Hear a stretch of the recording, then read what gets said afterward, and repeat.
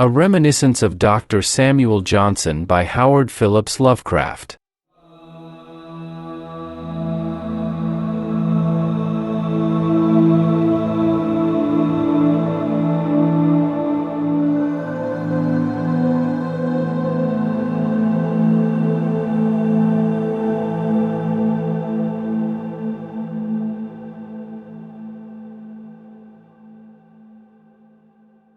The privilege of reminiscence, however rambling or tiresome, is one generally allowed to the very aged indeed. 'Tis frequently by means of such recollections that the obscure occurrences of history, and the lesser anecdotes of the great, are transmitted to posterity. Though many of my readers have at times observed and remarked a sort of antique flow in my style of writing, it hath pleased me to pass amongst the members of this generation as a young man, giving out the fiction that I was born in 1890, in America. I am now, however, resolved to unburthen myself of a secret which I have hitherto kept through dread of incredulity, and to impart to the public a true knowledge of my long years, in order to gratify their taste for authentic information of an age with whose famous personages I was on familiar terms.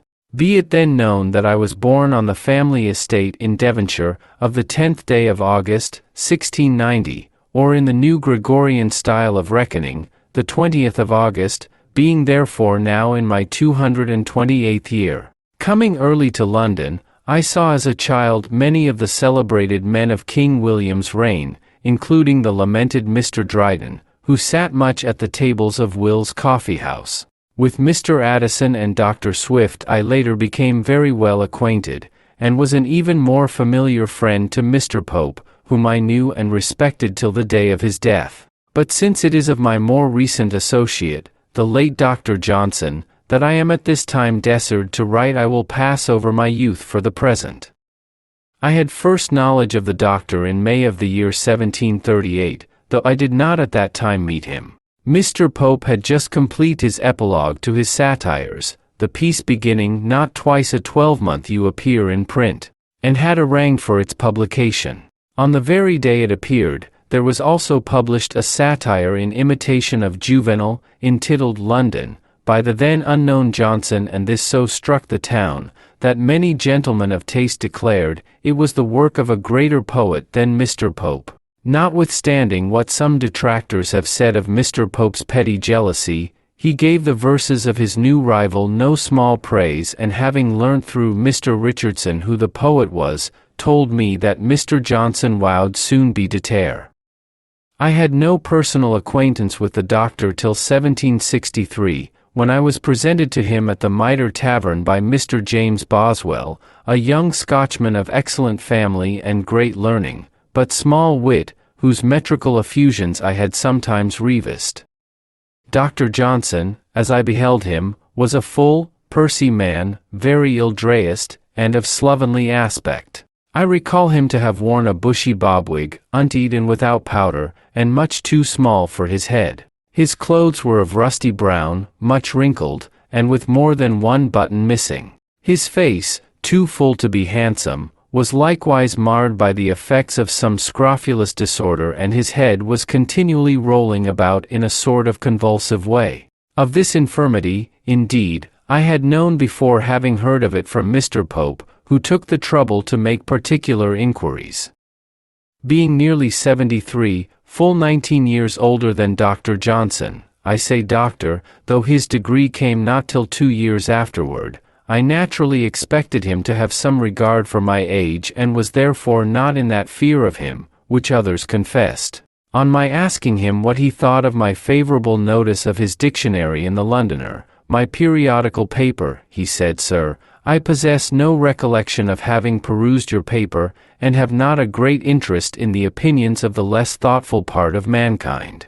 Being more than a little piqued at the incivility of one whose celebrity made me solicitous of his approbation, I ventured to retaliate in kind, and told him, I was surprised that a man of sense should judge the thoughtfulness of one whose productions he admitted never having read. Why, sir, replied Johnson, I do not require to become familiar with a man's writings in order to estimate the superficiality of his attainments, when he plainly shews it by his eagerness to mention his own productions in the first question he puts to me. Having thus become friends, we conversed on many matters. When, to agree with him, I said I was distrustful of the authenticity of Ossian's poems, Mr. Johnson said that, "Sir, does not do your understanding particular credit for what all the town is sensible of, is no great discovery for a Grub Street critic to make. You might as well say, you have a strong suspicion that Milton wrote Paradise Lost."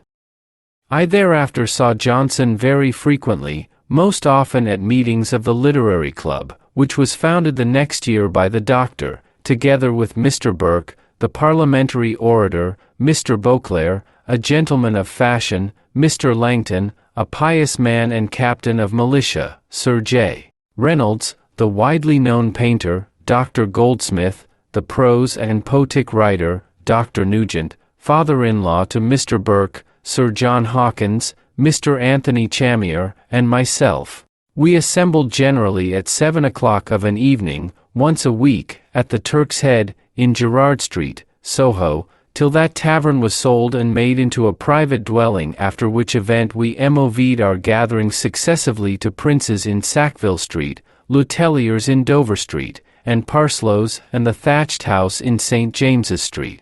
In these meetings we preserved a remarkable degree of amity and tranquillity, which contrasts very favorably with some of the dissensions and disruptions I observe in the literary and amateur press associations of today. This tranquillity was the more remarkable, because we had amongst us gentlemen of very opposed opinions. Dr. Johnson and I, as well as many others, were high Tories whilst Mr. Burke was a Whig, and against the American war, many of his speeches on that subject having been widely published.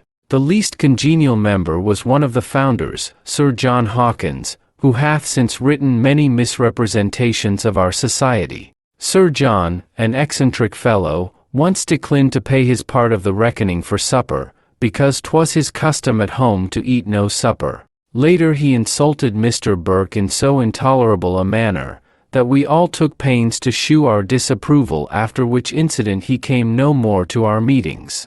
However, he never openly fell out with the Doctor, and was the executor of his will, though Mr. Boswell and others have reason to question the genuineness of his attachment. Other and later members of the club were Mr. David Garrick, the actor and early friend of Dr. Johnson, Messrs. Tho. and Jos. Wharton, Dr. Adam Smith, Dr. Percy, author of the Relics, Mr. E.D.W. Gibbon, the historian, Dr. Burney, the musician, Mr. Malone, the critic, and Mr. Boswell. Mr. Garrick obtained admittance only with difficulty, for the Doctor, notwithstanding his great friendship, was forever affecting to decry the stage and all things connected with it. Johnson, indeed, had a most singular habit of speaking for Davy when others were against him, and of arguing against him when others were for him. I have no doubt but that he sincerely loved Mr. Garrick, for he never alluded to him as he did to Foote, who was a very coarse fellow despite his comic genius. Mr. Gibbon was none too well licked, for he had an odious sneering way which offended even those of us who most admired his historical productions. Mr. Goldsmith, a little man very vain of his dress and very deficient in brilliancy of conversation, was my particular favorite, since I was equally unable to shine in the discourse. He was vastly jealous of Dr. Johnson, though none the less liking and respecting him. I remember that once a foreigner, a German, I think, was in our company, and that whilst Goldsmith was speaking, he observed the Doctor preparing to utter something. Unconsciously looking upon Goldsmith as a mere encumbrance when compared to the greater man, the foreigner bluntly interrupted him and incurred his lasting hostility by crying, "Hush, Dr. Johnson is going to speak." In this luminous company I was tolerated more because of my years than for my wit or learning, being no match at all for the rest. My friendship for the celebrated Monsieur Voltaire was ever a cause of annoyance to the Doctor, who was deeply orthodox, and who was to say of the French philosopher vir est acerrimi ingenii et paucarum literarum. Mr. Boswell, a little teasing fellow whom I had known for some time previously, us to make sport of my awkward manners and old-fashioned wig and clothes.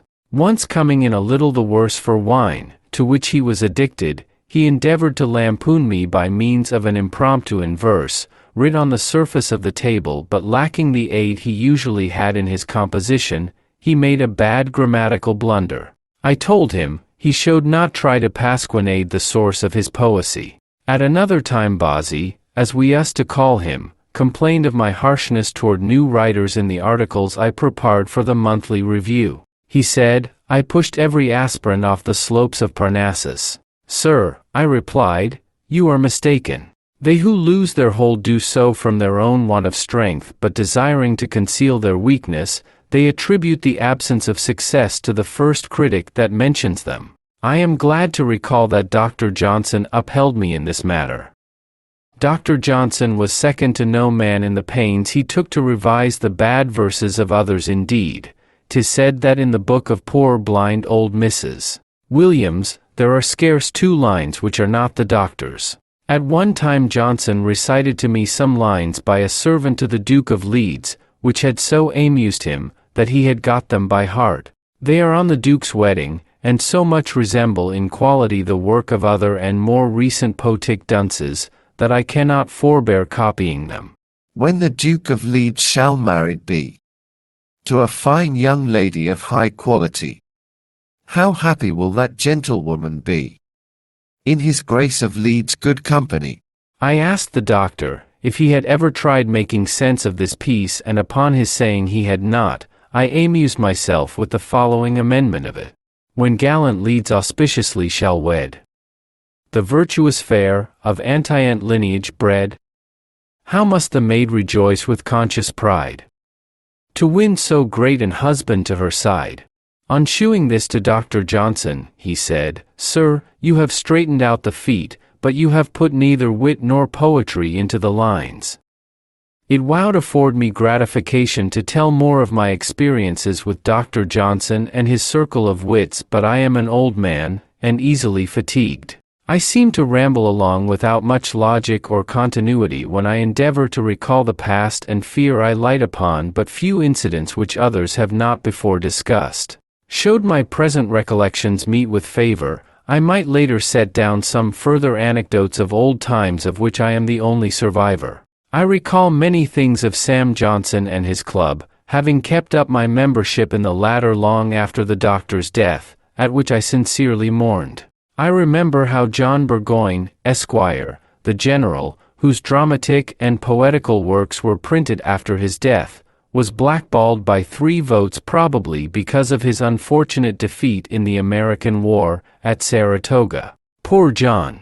His son fared better, I think, and was made a baronet. But I am very tired. I am old, very old, and it is time for my afternoon nap.